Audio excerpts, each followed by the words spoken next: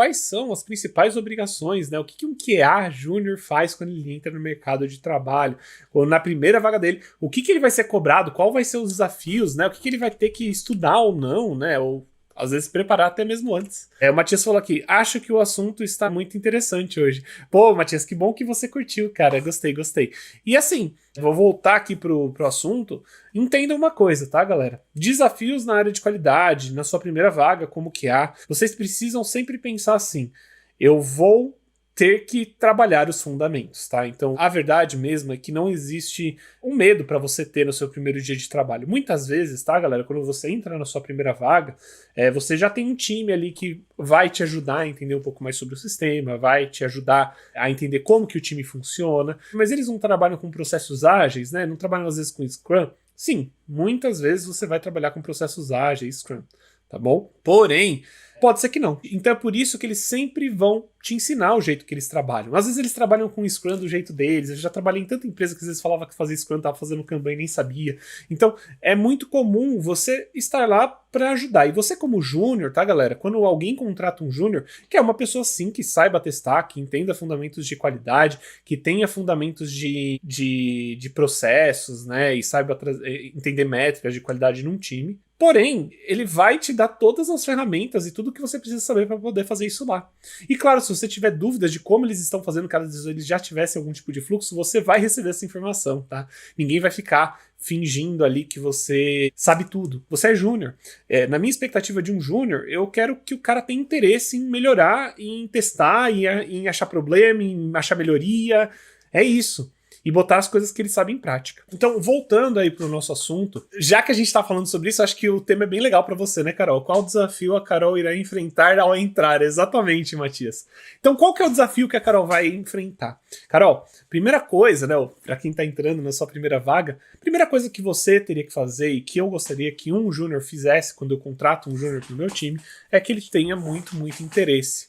Tá bom? Então, quando você tem interesse no projeto, você como QA, isso daí pra mim já é o mais importante. Ah, Manny, mesmo que o cara não saiba nada de teste, não sei o quê, não é bem assim, porque essa pessoa ela passou por uma entrevista, e imagino que eles tenham requisitos aí na entrevista, então imagino que você tenha que saber coisas pra ter entrado como QA júnior. Porém, se você já sabe teste de software, inclusive aqui, né, o que eu falei, eu vou sempre voltar chover nesse molhado aqui, porque não tem como. Você vai ter que aprender os fundamentos, porque é isso que realmente vai te tornar um QA. Entender sobre teste de software, entender sobre processo, entender sobre automação de preferência, para que você seja um QA diferenciado que realmente vai trazer aí, vai conseguir se destacar.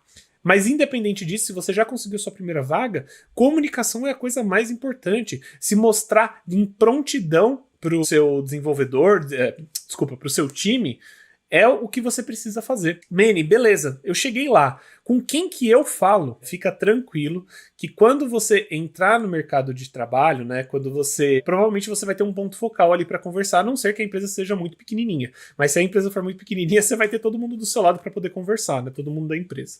E quando eu digo pequenininha, é porque eu já trabalhei em empresas de 30 pessoas, já trabalhei em empresas de 100, de 1000, tá? Então, às vezes você trabalha numa empresa pequena, você meio que tá com todo mundo ali do seu lado para poder conversar.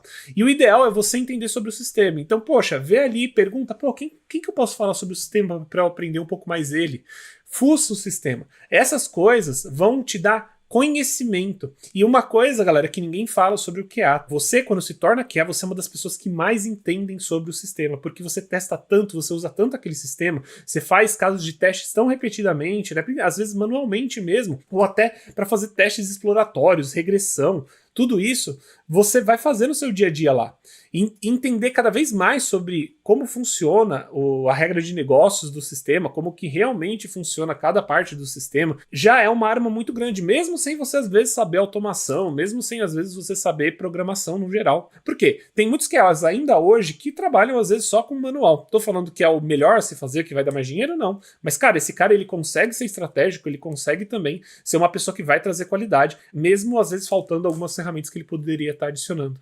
Entendem? Então, entender sobre as regras de negócio do sistema, saber como ele funciona de canto a canto, vai ser algo que você vai aprender. E fica tranquilo. Galera, cada lugar que você vai trabalhar, você vai ter um desafio diferente em qual sistema que você está trabalhando. Então, só para você ter uma noção, eu já trabalhei com e-commerce, eu já trabalhei com fintech, né, com cartão de crédito, já trabalhei na parte de fintech também de pagamento de boleto, já trabalhei, que mais? Eu trabalhei em mais de um e-commerce também, já trabalhei na criação de dashboard interno para as empresas. Então, tem muito tipo de produto que você acaba trabalhando, nem sempre o conhecimento que você tinha de outro sistema vai se trazer para o outro. Óbvio, experiência é experiência, né? Mas às vezes você sabe trabalhar com cartão de crédito, eu trabalhei a vida inteira no banco, entendo tudo de banco, aí você vai trabalhar depois com, às vezes, um e-commerce, ou você vai trabalhar numa rede social, ou em algum aplicativo de comida, por exemplo, um iFood da vida. É um sistema completamente diferente, apesar de ter parte de pagamento também, né? Porém, olha que louco, você vai ter que se adaptar, você vai ter que conhecer aquele produto. E mesmo eu que sou especialista, se eu entrar num produto completamente diferente, você entende? Eu vou precisar aprender sobre ele. Então fica tranquilo, você que está começando agora, que não tem experiência nenhuma na área, às vezes fez só um voluntariado, ou às vezes nem isso, e está começando, fica tranquilo. Isso daí vai te ajudar muito. Você vai precisar entender o sistema e todo mundo entende isso. Óbvio, ninguém vai esperar que você demore 1 ano para aprender o sistema que você vai trabalhar. Mas o ideal mesmo é que você se mostre interessado, e se você se mostrar interessado e se fizer interessado mesmo, você vai aprender o sistema com muita velocidade, tá?